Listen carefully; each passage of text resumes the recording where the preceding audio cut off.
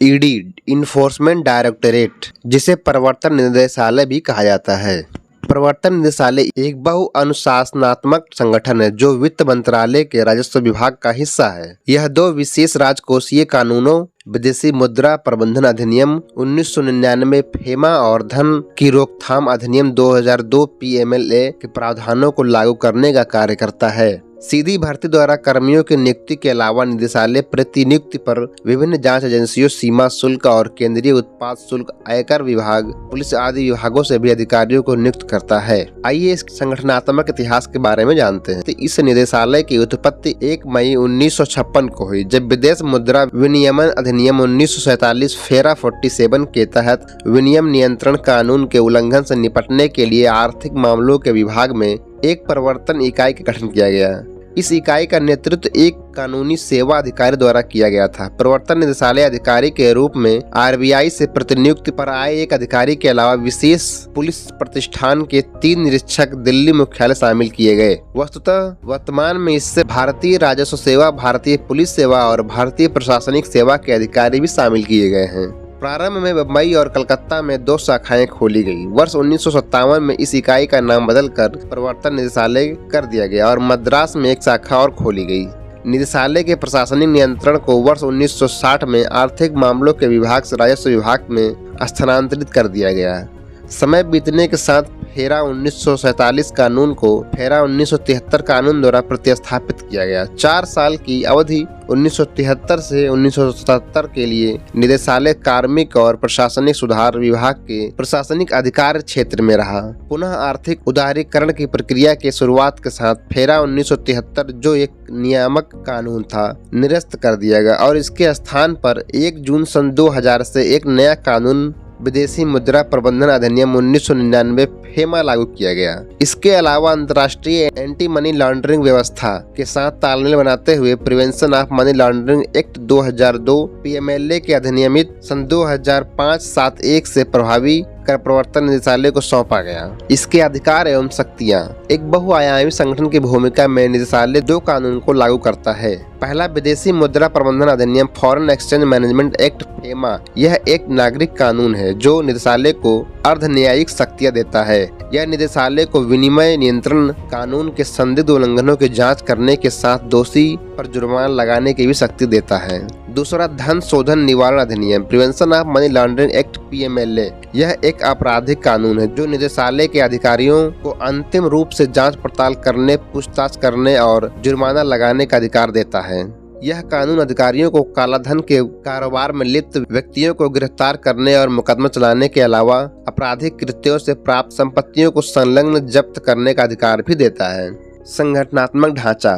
प्रवर्तन निदेशालय नई दिल्ली में अपने मुख्यालय के साथ प्रवर्तन निदेशालय के प्रमुख होते हैं। प्रवर्तन निदेशालय के विशेष निदेशकों के नेतृत्व में मुंबई, चेन्नई, चंडीगढ़, कोलकाता और दिल्ली में 5 क्षेत्रीय कार्यालय हैं। निदेशालय के आंचलिक कार्यालय अहमदाबाद, बेंगलोर, चंडीगढ़, चेन्नई, कोच्चि, दिल्ली, पणजी, गुवाहाटी, हैदराबाद, जयपुर, जालंधर, कोलकाता, लखनऊ, मुंबई, पटना और श्रीनगर में है। इनकी अध्यक्षता एक संयुक्त निदेशक करता है। निदेशालय के भुवनेश्वर, कोझिकोड, इंदौर, मदुरई, नागपुर, इलाहाबाद, रायपुर, देहरादून, रांची, सूरत, शिमला, विशाखापट्टनम और जम्मू में उप जोनल कार्यालय है, जिसकी अध्यक्षता एक उप निदेशक करता है। निदेशालय के कार्य क्या हैं? विदेशी मुद्रा प्रबंधन अधिनियम 1999 फेमा के प्रावधानों के उल्लंघन की जांच करना, जो 1/6 सन 2000 से प्रभाव में आया।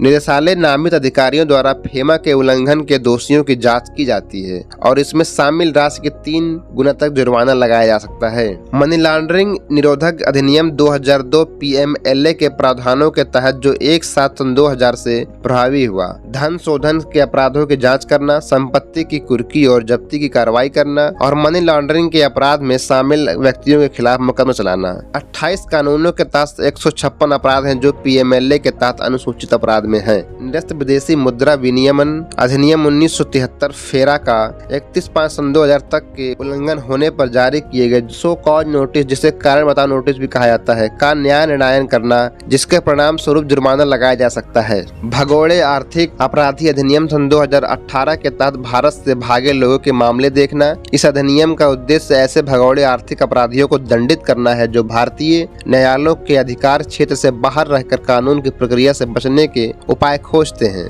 फेमा के उल्लंघन के संबंध में विदेशी मुद्रा और संरक्षण गतिविधियों की रोकथाम अधिनियम 1974 के तहत निवारक निरोध के प्रायोजक मामले देखना, पीएमएलए के प्रावधानों के तहत मनी लॉन्ड्रिंग और परिसंपत्तियों की बहाली से संबंधित मामलों में अन्य देशों को सहयोग प्रदान करना और ऐसे मामलों में सहयोग लेना। आइए जानते हैं निदेशालय द्वारा प्रयुक्त अधिनियम और कानून के बारे में। प्रवर्तन निदेशालय द्वारा कुछ नियम, कानून और अधिनियमों का प्रयोग किया जाता है जिनका उल्लंघन होने पर यह निदेशालय सक्रिय हो जाता है। पहला, भगोड़ा आर्थिक अपराधी अधिनियम 2018। दूसरा, विदेशी मुद्रा प्रबंधन अधिनियम 1999 फेमा। तीसरा, विदेशी मुद्रा प्रबंधन अधिनियम फेमा नियम। चौथा, धन शोधन निवारण अधिनियम सन 2002 पीएमएलए। पांचवा, धन शोधन निरोधक अधिनियम पीएमएलए नियम। छठा, पीएमएलए के तहत सूचीबद्ध अपराध। सातवां, विदेशी मुद्रा विनियमन अधिनियम 1947 फेरा। आठवां, विदेशी मुद्रा विनियमन अधिनियम 1947 संशोधित फेरा।